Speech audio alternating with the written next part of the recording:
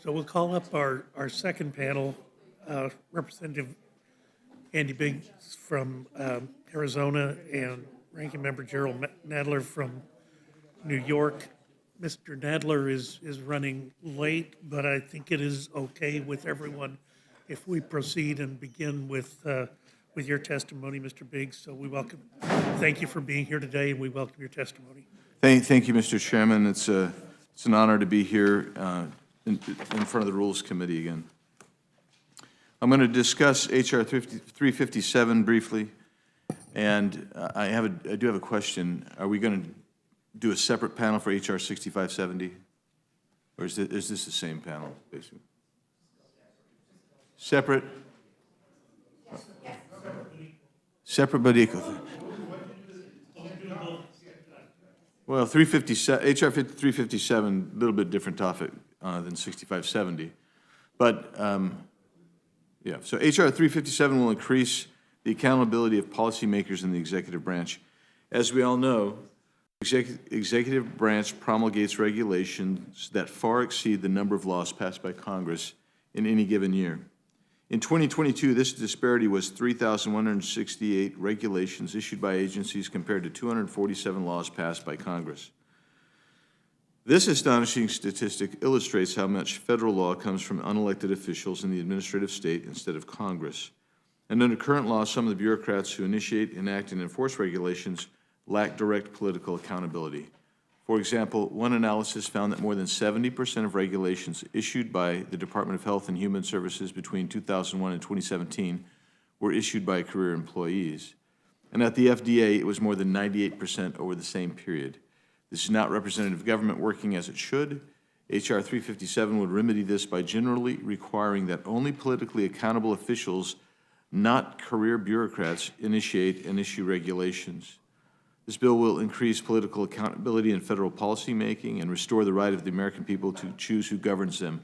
I remember one of the most, two important things that I learned when I came in. When I went into one of the U.S. Senator's office for a visit and a briefing, he showed me the stack of bills passed by Congress, and it was like 4 inches high.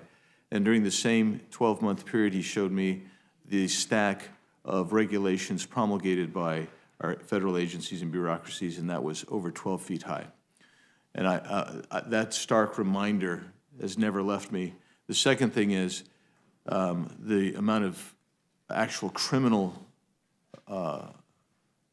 regulations that come out, not that they're criminal, but criminally enforcing regulations that come out is also overwhelming, coming from the regulatory agencies as opposed from this august body, and I think that's backwards too. And with that, Mr. Chairman, I urge the adoption and moving H.R. 357 to the floor.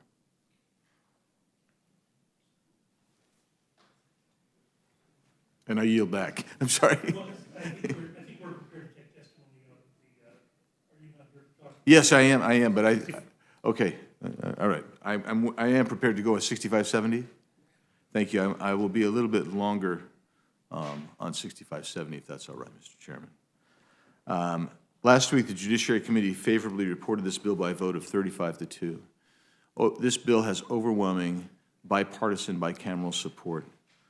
The overwhelming nature of the vote was the result of months of bipartisan negotiations, and this bill makes the most robust improvements to the Foreign Intelligence Surveillance Act since its inception in 1978. I am grateful to have been able to introduce this important piece of legislation with my colleague, the ranking member, Mr. Nadler, who's here just in the nick of time. So, brief history for those, it might serve as just a reminder. FISA was enacted in 1979 in response to the revelation that the federal government had seriously abused its intelligence authorities and violated Americans' civil liberties through warrantless surveillances. Unfortunately, the federal government has similarly abused FISA and continues to use its broad powers to improperly spy on American citizens. Whether it was FBI Director Wray telling Congress that we should not, quote, lose any sleep over FISA applications, or former Director Comey calling FISA a top-tier FBI program, the government has insisted that we should not worry about warrantless surveillance. However, as we've seen in recent years, the intelligence community and the FBI have repeatedly fallen short of respecting the civil liberties of Americans. Department of Justice Inspector General Michael Horowitz has released several reports showing how the FBI violated its authorities and improperly spied on Americans. Inspector General Horowitz's audits and investigations found that the FBI was plagued by, quote, systemic noncompliance, close quote, with its internal procedures designed to ensure accuracy. Special Counsel John Durham released a report earlier this year on the FBI's Crossfire Hurricane investigation, where he not only bolstered IG Horowitz's findings, but also found that political and confirmation bias led the FBI to actually lie to the FISC court in order to improperly spy on the Trump campaign. So when I say FISC, that's referring to FISA court. The government has taken a tool designed to collect foreign intelligence and prevent terrorist attacks and has used it as a domestic spy apparatus. In 2021, the FBI queried the communications of more than 3.3 million U.S. persons. They queried more than 3.3 million U.S. persons. In 2022, the FBI was still conducting hundreds of U.S. persons' queries per day. A recent FISA court opinion revealed that in recent years, the FBI conducted more than 278,000 improper searches of U.S. persons' communications.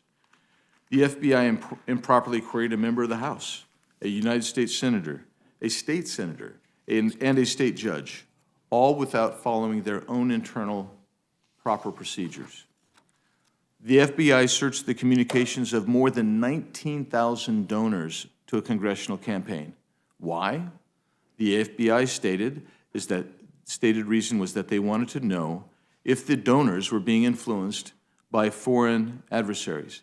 And on that point, I will come back to that point, and I want you to remember that rationale. We have to look at the U.S. persons illegally because we want to determine whether they were influenced by foreign adversaries. The FBI queried the names of hundreds of those present at the Capitol on January 6, 2021, and hundreds of individuals present at the George Floyd protest in 2020. The FBI even queried those who came to its own offices, the FBI's own offices, to do things like conduct repairs, give reports. They were victims of crimes, and individuals that were providing tips to the FBI. To other agencies, I'll just give you one example of another agency problem. An NSA analyst searched individuals that the analyst was meeting through online dating services. That just gives you a history of the abuses. So for many years, many of us have been trying to reform FISA. We thought the holy grail would be if you could just get under 702 a warrant requirement when incidental U.S. persons were queried in a foreign person, foreign land database. That is what many of us have been working on for a long time. Many months ago, the Republican side of the House formed a task force, judiciary and intelligence members. I was the lead for the Judiciary Committee. We met regularly with the Intel Committee. We actually came up with some areas that we had agreement on. In the meantime, literally for years, outside NGOs and interested parties, from the ACLU to the American First Policy Institute, began working on reform. And many of those reforms are actually in the Judiciary Bill. In the meantime, literally for years, the Judiciary Committee has been having regular multiple hearings on reforms. We actually had multiple reform hearings this year, and I view those as a continuation of everything from meeting with DOJ IG Horowitz, the Special Counsel Durham, and other interested parties who came in multiple times to testify.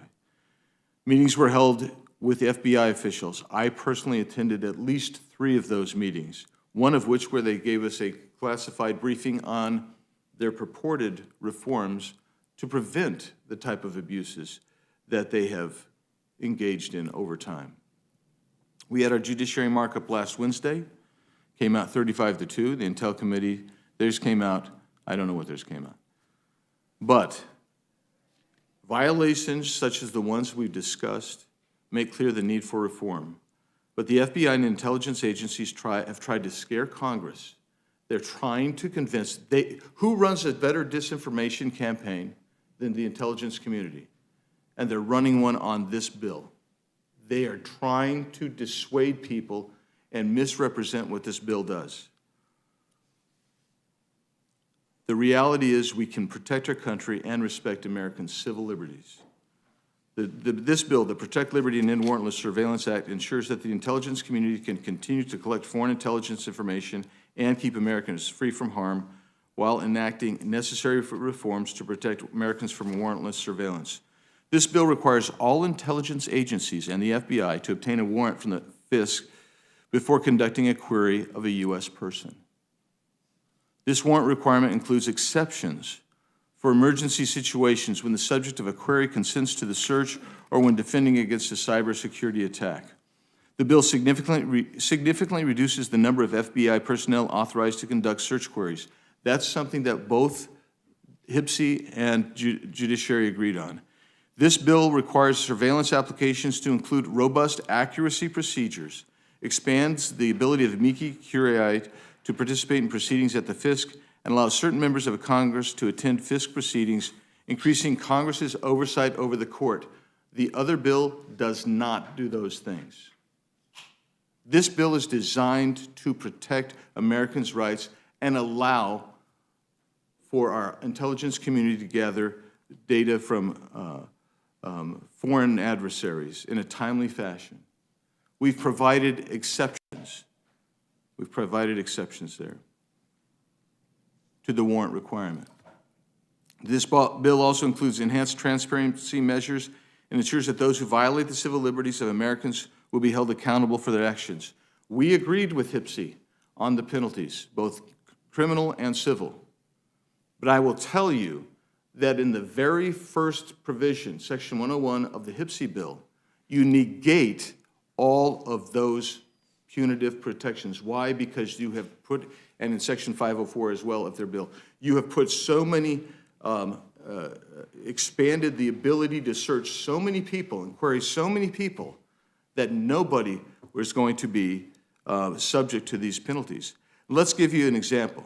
In Section 101, which is kind of the keynote of what they're doing, of their bill, they say they're going to get rid of the criminal-only searches.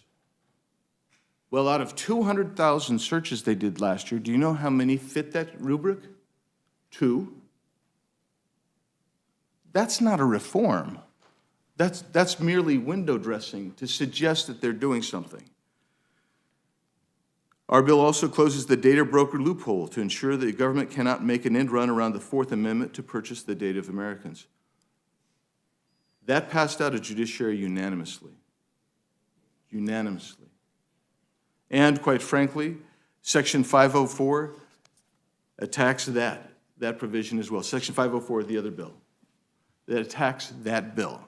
Why? Because what they're doing under Section 504 is they're basically saying, we're going to now, instead of working with these major big companies like that have the ability, they have the software and all of the communications equipment, we're going to expand that. And by their expansion, what that does is it says, you broaden it so greatly that if you're a small business or a medium-sized business, you're going to, if you're the Starbucks that offers Wi-Fi, you're going to have to either stop offering Wi-Fi or reconfigure your system so you can provide to the federal government our data. You're going to have to do new hardware, new software. That's what their bill does. It's not really providing reforms. And the reason I'm spending time on that is because I don't think I'm going to have an opportunity to actually directly engage with my friends on that bill coming up. So when the FRRA says that they're going to limit abuses, and yet they expand the number of people and the equipment that's going to be necessary. They actually undermine the punitive measures that we take in place and the warrant requirement. So with that, Mr. Chairman, I'm going to ask that you would accept a piece by an attorney named Gene Scher called "The Trojan Horse in the House Intelligence Bill Would Force Your Baristas to Spy on You." I'm going to Are end. you asking unanimous consent to place that in the record? Yes, please. Without objection, so ordered. And I'll do the same for a piece by one of the current amici at the FISA court, Mark Zwillinger, and his article is entitled "House Intelligence Committee FISA Reform Bill Would Greatly Expand the Class of Businesses and Other Entities Required to Assist in FISA 702 Surveillance." Without objection, so ordered. Thank you. So, I've hit on Section 101. I'm just going to try to reiterate just a couple of points without trying to belabor it, because I don't want to insult your intelligence, but I want to make sure it's clear. FRRA is in no sense a genuine reform unless your idea of reform is not to decrease warrantless spying on Americans, but rather to increase spying on Americans by the intel community with no accountability. And in so doing, changing and negating, quite frankly, the punitive measures that we have put in place in both our bill and HPSI. Section 101 of their bill, which we can assume is a signature reform, they think, is to prohibit, quote, evidence of a crime-only query. And as I mentioned, it would only have affected 2 of 200,000 queries. Less than 1/1000th of 1% of their queries would have even been affected by this last year. Immediately, also, because of the exceptions that they put in there, the FBI can claim in every case that it is also looking for some terror threat or avail itself of the 2 immediate exceptions provided by the FRRA.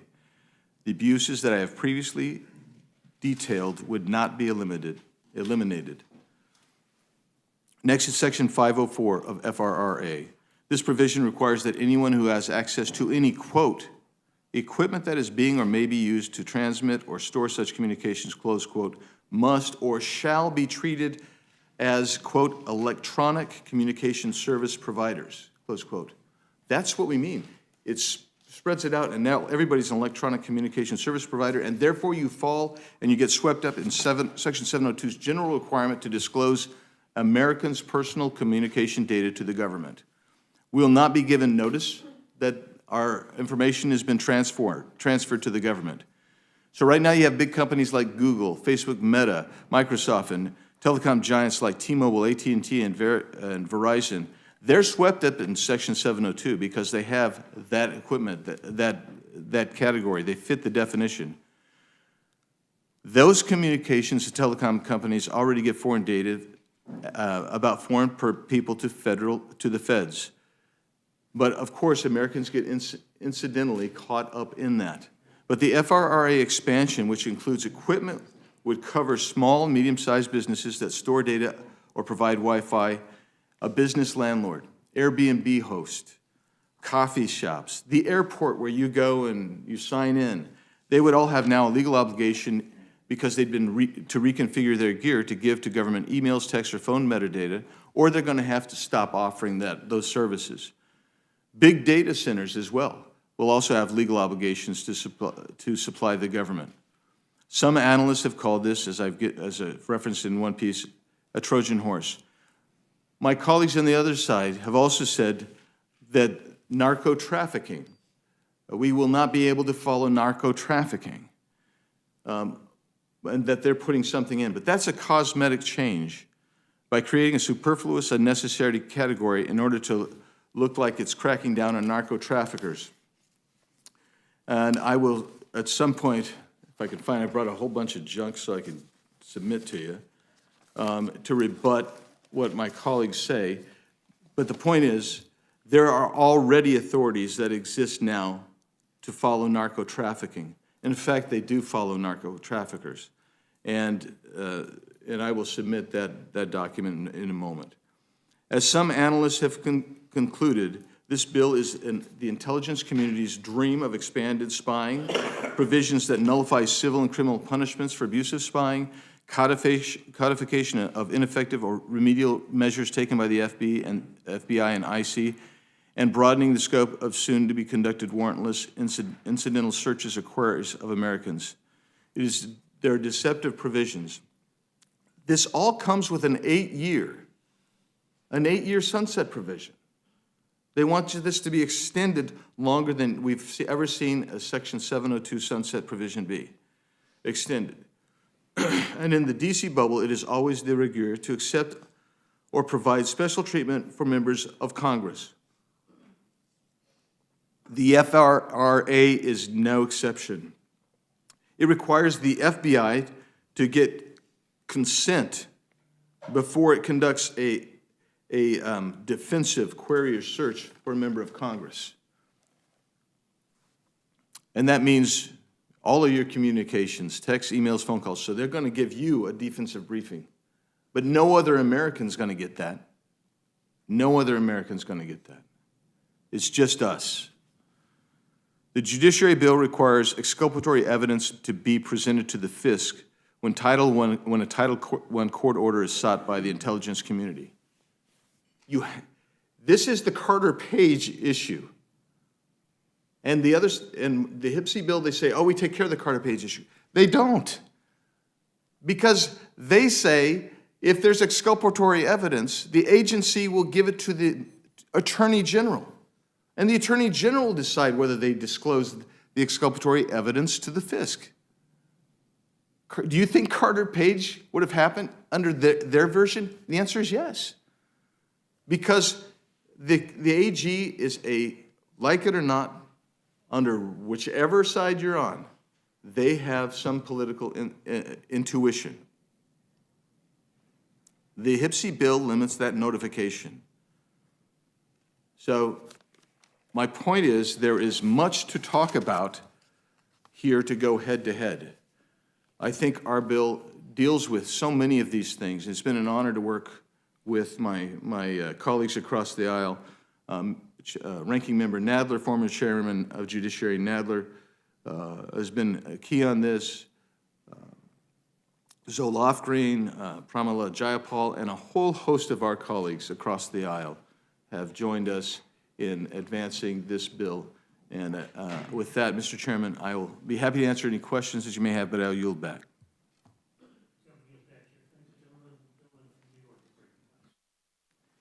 Thank you, Mr. Chairman. Thank you, Mr. Chairman, for inviting me to testify today about H.R. 6570, legislation to reauthorize and implement essential reforms to the critical Section 702 program, and H.R. 357, a bill that would impose unnecessary requirements and undermine the regulatory process. One bill is extremely bipartisan and has my strong support. The other could hardly be more different. First, I will discuss briefly H.R. 357, the so-called Ensuring Accountability in Agency Rulemaking Act. This misguided proposal would ensure that the process of confirming nominees to administrative agencies is even more politicized and onerous than it is today, while also blocking the regular work of our executive branch agencies. This bill would require any agency rule promulgated under the Administrative Procedure Act to be issued and signed by someone who was appointed to their position by the President and confirmed by the Senate. This requirement on its face may seem innocuous, but it provides Congress with a weapon it can wield to prevent the ongoing work of agencies by blocking a president's nominations and leaving an agency without an eligible person to issue regulations. In the past few decades, the process for Senate confirmation has lengthened considerably. By requiring that rulemaking must be initiated and signed by a Senate-confirmed leader, this bill would make the confirmation process even more politicized, and it could give individual senators even more incentive to block nominations for the sake of a partisan goal. This would add unnecessary delay in the creation, promulgation, and implementation of critical new rules that serve to protect the public's health, safety, and security. The bill's sloppy drafting also adds ambiguity to the process that could lead to years of litigation and yet more delay. To the extent that the bill's sponsors are concerned about transparency and accountability in the regulatory process, Congress already has many ways to exercise its authority over the administrative process. Unfortunately, this legislation is just the latest effort by Republicans to undermine the regulatory process, a process that protects our health and safety each and every day. Regulations ensure that we have clean air to breathe, clean water to drink, and safe food to eat. But this legislation could be used to stop this process in its tracks, putting our health and safety at risk. I urge all my colleagues to oppose this legislation. On the other end of the spectrum, I am proud to support H.R. 6570, the Protect Liberty and End Warrantless Surveillance Act, or the Protect Liberty Act.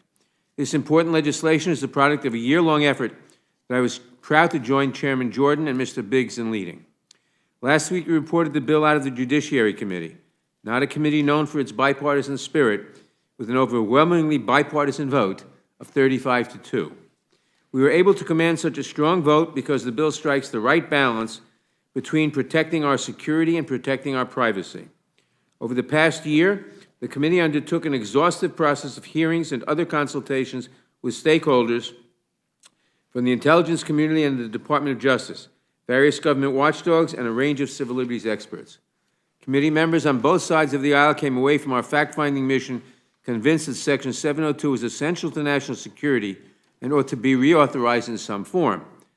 They also realized that robust civil liberties protections throughout the Foreign Intelligence Surveillance Act were needed to protect our constitutional rights, while the national security apparatus continued its work keeping us, our constituents, and our families safe. For too long, FISA has enabled the surveillance of Americans without adequate safeguards to protect our civil liberties. No one disagrees that our intelligence agencies play an essential role in keeping us safe, but it is simply unfair to expect that the individuals who carry the grave responsibility of rooting out terrorist threats should also be required to make judgments about how to protect the constitutional rights of those surveilled. They need Congress to enact guardrails. This legislation answers that need. Time and again, the FISA court has found that the government overstepped in its use of FISA authorities. Nowhere is this lack of compliance more apparent than in the case of FBI querying of U.S. person information contained in the 702 database. Although Section 702 authorizes only the targeting of non-U.S. persons who are outside the United States, we know that massive amounts of U.S. person data are swept up under this programmatic surveillance. We also know, from what reporting is available, that the government has a lot of this data, and that much of it could not have been obtained without a warrant had they tried to collect it directly. And even though there are some constraints on when the FBI can query U.S. person identifiers, just last year we still saw hundreds of thousands of non-compliant FBI queries, such as searches for 100 Black Lives Matter protesters and a batch query of over 19,000 donors to an unnamed congressional candidate. Clearly, the current protections are not up to the task of protecting our civil liberties. The single most important reform we can put in place to combat these abuses is a warrant requirement for U.S. person queries, and this legislation will do just that. The Protect Liberty Act would impose a probable cause warrant requirement on searches using U.S. person identifiers, with reasonable exceptions, such as cybersecurity cases, cases with victim consent, and in exigent circumstances. It would also significantly limit the number of FBI personnel who can conduct U.S. person queries, increase the types of cases where an amicus should be appointed at the FISA court, and impose much-needed additional transparency to the entire system. Although our bill passed through the Judiciary Committee with overwhelmingly bipartisan consensus, I know that our approach has its critics. Some say we have gone too far towards reform, and some think that a mostly symbolic warrant requirement, one that exists on the books but applies to no more than a handful of cases a year, constitutes meaningful reform. I won't repeat the criticisms of the HPSI bill, which Mr. Biggs has effectively pointed out, but I want to associate myself with every single one of his comments on the HPSI bill. We have struck the right balance here, and perhaps the only balance that can pass the House of Representatives at this time. A warrant requirement like the one imposed in the Protect Liberty Act is the reform we need to protect Americans and to allow surveillance laws to continue to keep us safe while also protecting our essential liberties. I have never voted to reauthorize Section 702. I am deeply uncomfortable, as we all should be, with the notion that it is permissible for the government to search Americans' most private communications without a warrant simply because they were aiming for non-U.S. persons overseas. I understand, however, that Section 702 authority has become increasingly important to our national security. I recognize that letting it expire altogether would not be wise. The Protect Liberty Act was written with that reality in mind. It is a balanced first step designed to preserve the underlying authority while curbing the abuses that most threaten our privacy. And, as Mr. Biggs said, it is vastly superior to the HPSI bill, which is a complete illusion and goes in the wrong direction. I urge all members to support this legislation. I'd be happy to answer any questions you may have. I yield back. Gentleman yields back. Chair thanks both gentlemen for their testimony, and I'm going to defer to the ranking member of the Rules Committee. Well, thank you very much. First of all, Mr. Nadler, I agree with you on why H.R. 357 is a bad idea, and I hope that we can defeat it. But I will say that I agree with Mr. Nadler and Mr. Biggs on H.R. 6570. And I think it is important in a body where there seems to be no bipartisanship, that your efforts produced a 35-2 vote in the Judiciary Committee. We can't get, that kind of consensus on what to have for lunch, never mind on a bill like this. And I think there is growing consensus on the Democratic side and on the Republican side that we need to be very, very careful how we proceed on this. And I think this reflects that caution. And so I want to commend you both for your efforts. And I know that Mr. Biggs, that the Rules Committee is going to adjourn at 5:30 for a conference, and I don't know what the hell you're going to decide in your conference. I would just, urge you to do it quickly, so that we can meet here and report a rule out at a reasonable hour tonight. But I don't think people should ignore, the fact that you were able to come together. I mean, liberals, conservatives, and everything in between. Anyway, I appreciate your efforts, and I have no questions. I yield back. Gentleman yields back. Chair thanks the gentleman for reminding us about the conference at 5:30. So being mindful of that, recognize the gentleman from Pennsylvania for his questions. Thanks, Mr. Chairman. I appreciate it. Chairman Biggs, talking about the FISA reauthorization, you know that we saw under the Obama administration, the intel community and the administration abusing their power to target American citizens for overtly political reasons. How does this legislation protect Americans' constitutional rights?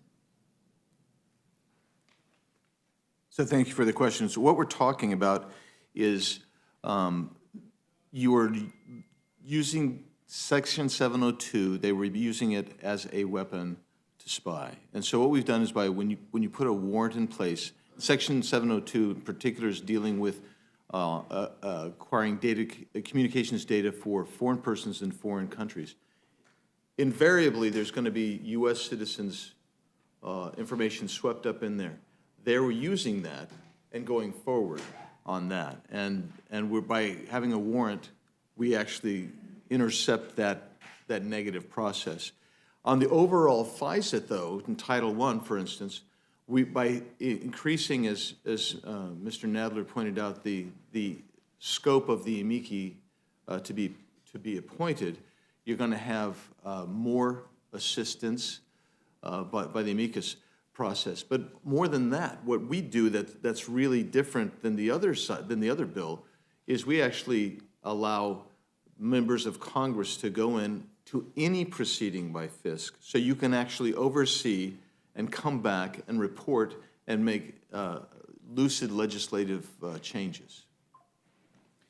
So, Mr. Biggs, it's my understanding that this legislation will both protect our constitutional rights with the process you just described, but it'll still help keep us safe from terrorist activity, correct? Yeah, that's exactly right. And the way you do that is we provide exceptions. So if there's a credible imminent threat and the analyst decides we have to go ahead and query so we can protect somebody, you can move forward. They've used the example, for instance, of a general who was protected by because of the use of 702 data. But what you could have done is you could have obtained consent, and we specifically make an exception through consent to get that information go forward. What's the mechanism to protect a situation where somebody just views every situation as an exigent circumstance? What protection is there for that? Well, you can get punished for that. You can have criminal and civil liabilities. The amicus is designed hopefully to be there, but also by having more legislative control, plus the reporting requirements that I think was it 33, every quarter, that's what, so there's more active reporting requirements so we can see and follow up on those as well. Thanks, Chairman Biggs. I appreciate it. Before I go on to HR 357, Chairman Nadler, do you have anything you want to add on the FISA reauthorization? No, I think Chairman, excuse me, I think Mr. Biggs has said it very well. The Judiciary Committee bill, by imposing warrant requirements and doing the other things we've talked about, protects civil liberties at the same time as protecting the security of the country. The HIPC bill is a, what's the word I'm looking for? Is an illusion. It doesn't protect civil liberties at all. And Mr. Biggs went into some of the details of why it doesn't. I'm not going to repeat them, but for all the reasons he stated, and I could add a few, it doesn't protect civil liberties, and it's an illusion. And in particular, an 8-year reauthorization. We have never reauthorized FISA for anything near that length of time. Well, I just want to thank both of you gentlemen for all the work you put into this, and I think a lot of us appreciate it. I just want to hit on 357 before we move on. So to shift gears, Chairman Biggs, as you know, we're here in the middle of D.C. It's one of the most liberal cities, if not the most liberal cities in the United States. Most of the people here work as unelected career bureaucrats, and because of that, there's a lot of bias in regulation. How does this legislation ensure that this bias doesn't damage our nation? The idea behind this is so that the political appointee who is accountable through politics, through the Republican form of government that we have, to make sure that they'll have accountability. So when you start talking about, and I don't want to ramble on too much, but when you start talking about the bureaucracy, both Democrats and Republican administrations have expressed frustration with the ability to get things done because the bureaucracy itself has become the fourth branch of government, the administrative state, and we're now trying to say, just to initiate and sign off on a regulation, you need to have that political appointees, so there's accountability. That's it. We're looking for transparency and accountability. That's the nature of it. Thanks. And in your remarks, you were talking about if you were to stack up all these regulations, it would be so high. Just to put it in perspective, from 2001 to 2017, over 2,000 rules were issued at the Department of Health and Human Services. Right. And again, that's by unelected career bureaucrats. The American people have no say in who they are. They're not accountable to anybody. Do you think that that's a threat to democracy? Well, absolutely. And during that, by the way, same period, FDA, 96% of regulations came out from those guys, they're dealing with those products. And so, yeah, it gets away from us as elected representatives, and this is trying to at least bring that back to some semblance of representative government. Again, I appreciate all your work on this. I've got more questions, but for the sake of time, I'm going to yield back. Sure, thanks, the gentleman. Gentleman yields back. Can I just ask those quarterly reports that you just mentioned? Who gets those? The Judiciary Committee? You're going to get, okay, remind me, Judiciary Committee gets some, HIPC gets some, and for both sides. And the Senate, too. Yeah, and the Senate as well. And they're coming from the IG and ODNI as well. Okay, thank you. So, and FBI. So we're trying to expand it so we get more reports more often. Mr. Roy wanted one on the minute, so it buzzed every time they issued a query. Thank you. Thanks for the clarification. Recognize the gentlelady from Pennsylvania for questions.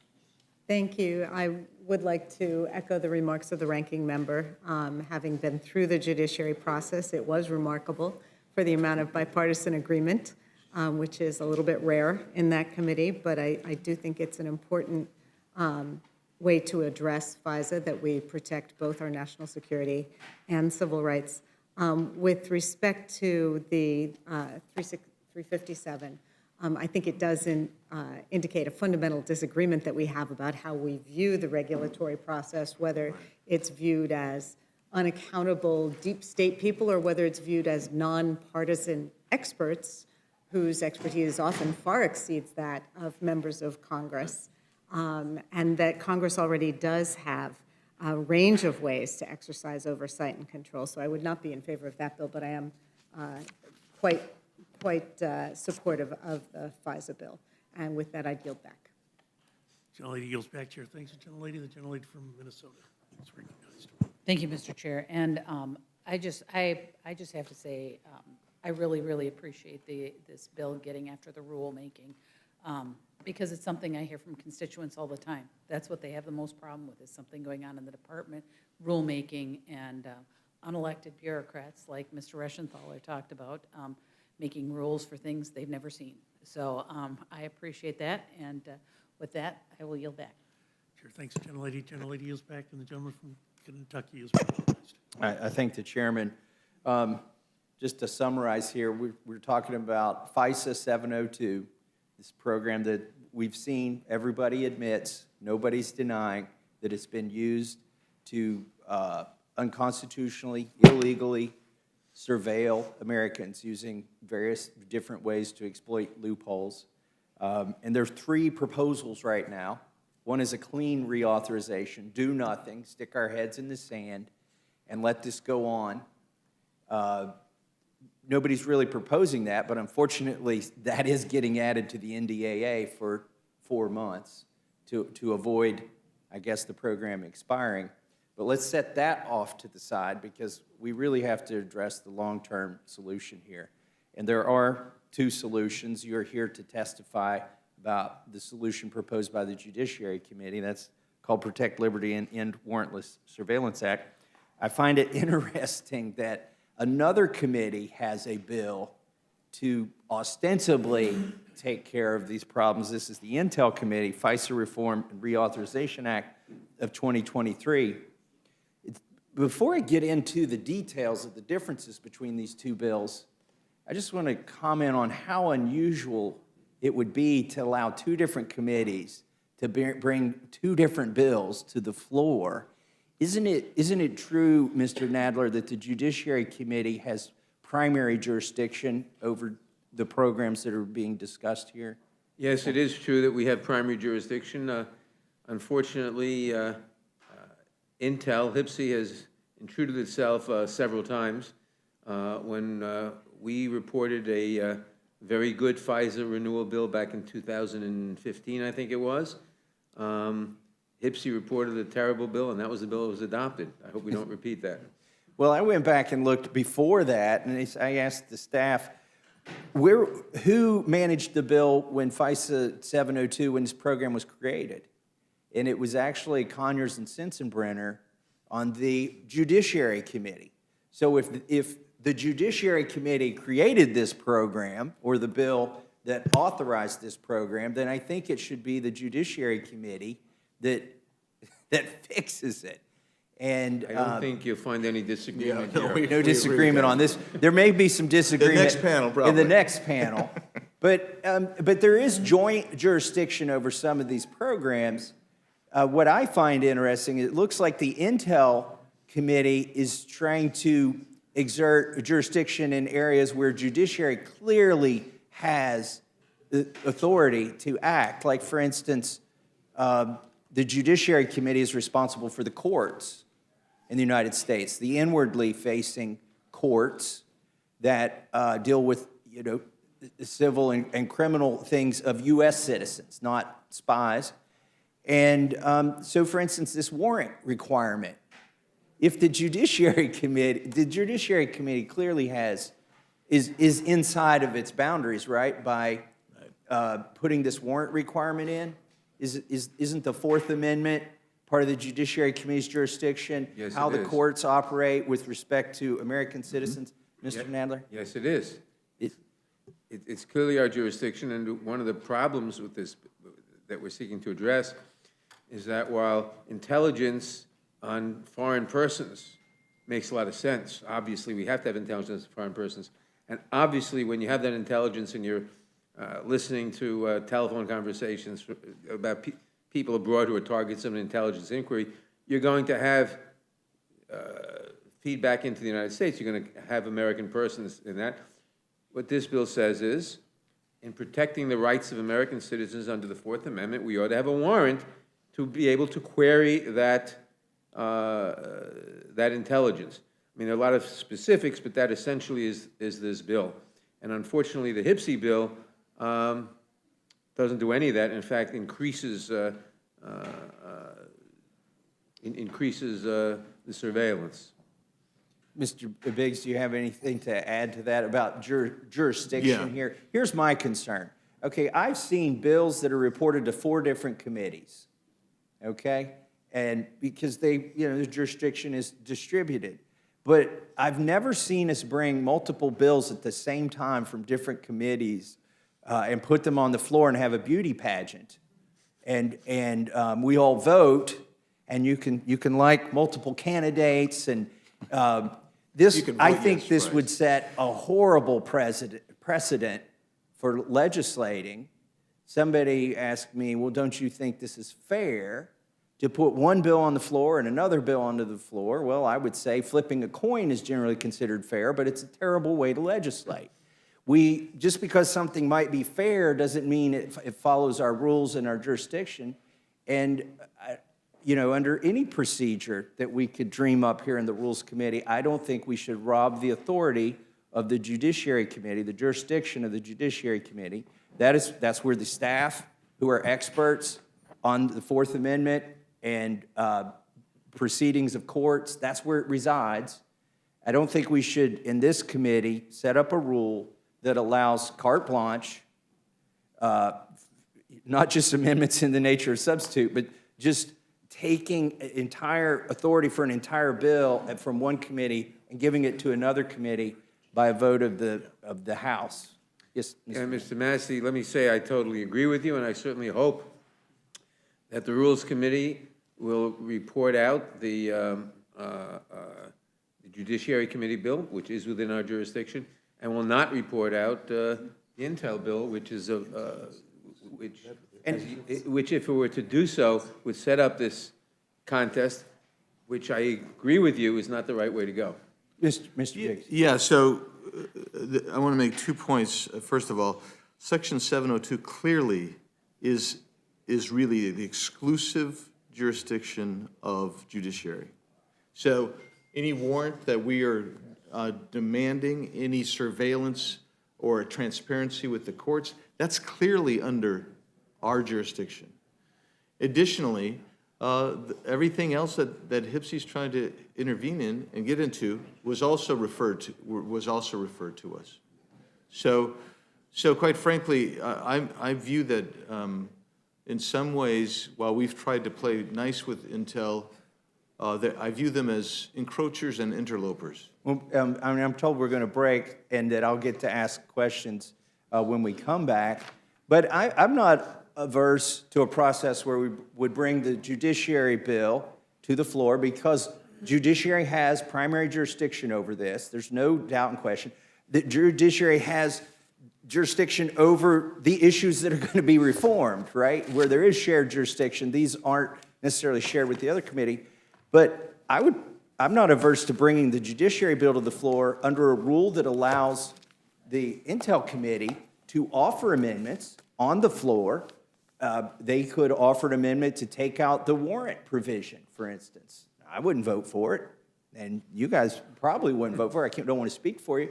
But it would be a process that allows them, if they believe they haven't had enough consideration already in the months of discussion that Mr. Biggs, I know you've been on a working committee with them, that you all have had, then you can have your moment on the floor. That would be my predisposition as somebody on the Rules Committee who wants to have an inclusive process, who doesn't want to leave anybody out of the process, but who believes strongly in the priorities or the rules and the precedents of the House, and that we shouldn't go willy-nilly about creating new precedents and bending our own rules just because a committee who has lesser jurisdiction, in fact, not the jurisdiction over the programs being reformed, wants to Bigfoot the other committee. So with that, I'll yield back. I know we got a break, and look forward to resuming this discussion. And we will recess. We will resume this immediately after the conclusion of the conference. Mr. Nadler, my understanding is staff will be in contact with you I don't think you're planning on coming to our conference. These are, No, I don't plan to come to your, So, I don't plan to come to your conference. I do, however, plan to go to the White House Hanukkah party, and I don't know what time it is. without objection, the committee stands in recess, subject to the call of the chair. thanks, Chair.